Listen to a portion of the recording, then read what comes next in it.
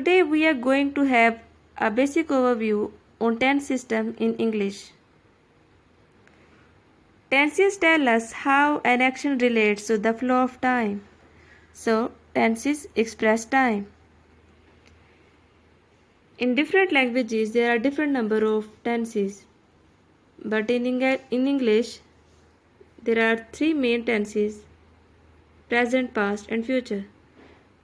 And there are 12 major tenses, as you can see in this chart. Tenses are shown by the use of specific form of verbs and helping verbs. Today we will have a detailed look on present indefinite tense. What are the rules for making these tense, and what is the structure of affirmative, negative, and interrogative sentence. Now start and look when to use present indefinite tense. Present indefinite tense is used when an action is happening right now or when it happens on regular basis, habitual or usual action, daily event or universal truth. For example, I go to school. In this example, it is habit of a student to go to school. So such actions are expressed through present indefinite tense. What is the structure of affirmative sentence?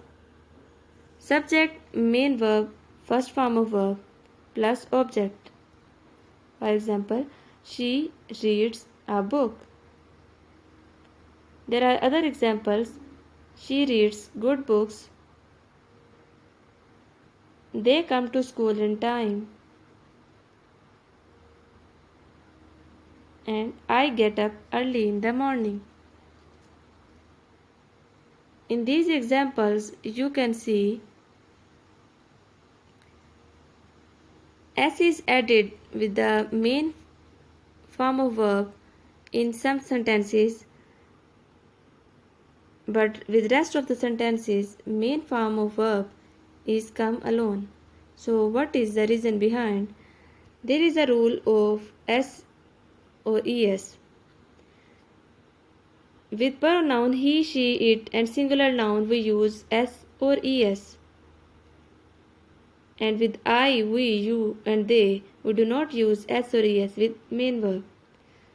So with he, she, it and singular noun, with which verbs we use S and with which verb we use ES. The verb which end with S, SS, SH, CH, X, O, Z, we add ES at the end. For example, he brushes his shoes. In this example, the word brush is ending with SH and we add ES after that. There is another example. She goes to school. In this example, go is also ending with O, and according to the rule, the word which ends with O, it takes ES after that. So with go we add ES. She goes to school. All other verbs take S with the main verb. For example, he reads good books and she drinks water.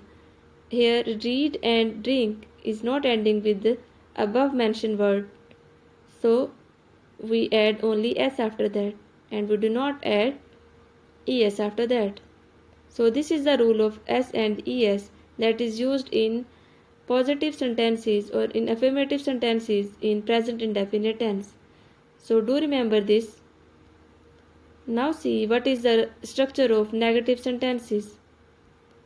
In negative sentences, subject plus auxiliary verb plus not, that is do not or does not, plus main verb first form plus object. For example, she does not read a book.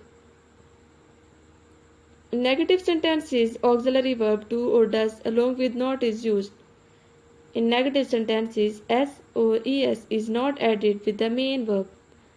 As you have looked in affirmative sentences that we added S or ES with he, she, it and singular subject, but in negative and interrogative sentences we do not add S or ES with main form of verb. So this is a table with which pronoun we use does and with which pronoun we use do. In affirmative sentences, with which pronoun we used s or es. In negative and interrogative sentences, with same pronouns we will use helping verb does, and do will be used with I, we, you, they, and plural nouns. For example, he does not read good books. They do not come to school in time. I do not get up early in the morning. So here you can see with which pronoun we use does and with which we use do not. Now see structure of interrogative sentence.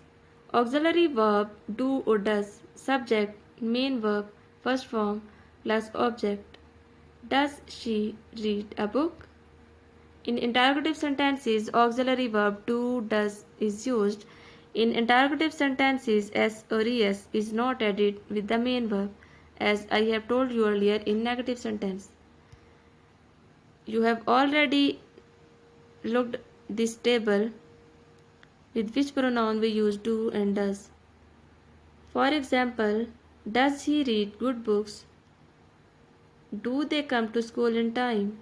Do I get up early in the morning? Note one thing, students, in interrogative sentences, we end it with a question mark. And in negative and affirmative sentences, we end the sentence with a full stop.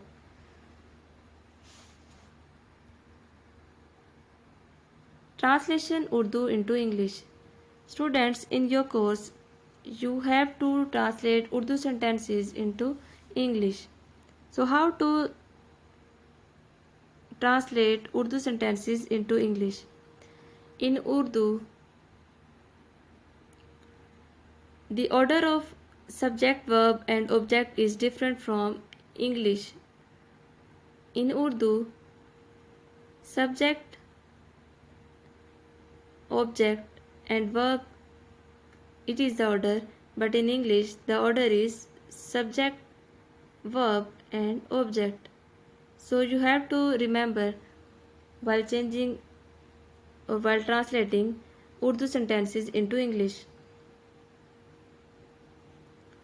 Now see first sentence, वो सच बोलता है. Here note one thing, students. In Urdu, present indefinite sentences, these sentences ends with ta hai, ti hai and te hai. So do remember, when you have to translate into English, the sentences that are ending with ta hai, ti hai and te hai, that belong to present indefinite tenses, and we have to put all that rules that I have told you earlier in these sentences. So look, वो सच बोलता है. Here I have colored the words with same words. He, वो, सच the truth, बोलता है speaks. He speaks the truth. वो सच नहीं बोलता है. He does not speak the truth. क्या वो सच बोलता है? Does he speak the truth? वो सच बोलती है. She speaks the truth. वो सच नहीं बोलती है. She does not speak the truth. क्या वो सच बोलती है? Does she speak the truth? मैं सच बोलती हूँ. I speak the truth. मैं सच नहीं बोलती हूँ. I do not speak the truth. क्या मैं सच बोलती हूँ? Do I speak the truth? वो सच बोलते हैं. They speak the truth. वो सच नहीं बोलते हैं. They do not speak the truth. क्या वो सच बोलते हैं? Do they speak the truth? हम सच बोलते हैं. We speak the truth. हम सच नहीं बोलते हैं. We do not speak the truth. क्या हम सच बोलते हैं? Do we speak the truth? तुम सच बोलते हो. You speak the truth. तुम सच नहीं बोलते हो. You do not speak the truth. क्या तुम सच बोलते हो? Do you speak the truth? Alia सच बोलती है. Alia speaks the truth. Alia सच नहीं बोलती है. Alia does not speak the truth. क्या आलिया सच बोलती है? Does Alia speak the truth? Cream और नईम सच बोलते हैं. Cream and Naeem speak the truth. Here, note one thing. In above example, Alia speaks the truth. You have noted that S is added with the main verb, but in this example, Cream and Naeem, we do not add S with the main verb speak because their subject is plural, and in above example, the subject was singular. So with plural, we do not add S with main verb. Cream and Naeem speak the truth. Cream और नईम सच नहीं बोलते हैं. Cream and Naeem do not speak the truth. क्या cream और नईम सच बोलते हैं? Do cream and Naeem speak the truth? So these are the exercises. Do practice yourself of these exercises. As much practice as you do, you will have a better command on this tense. So do practice as much as you can do. Homework.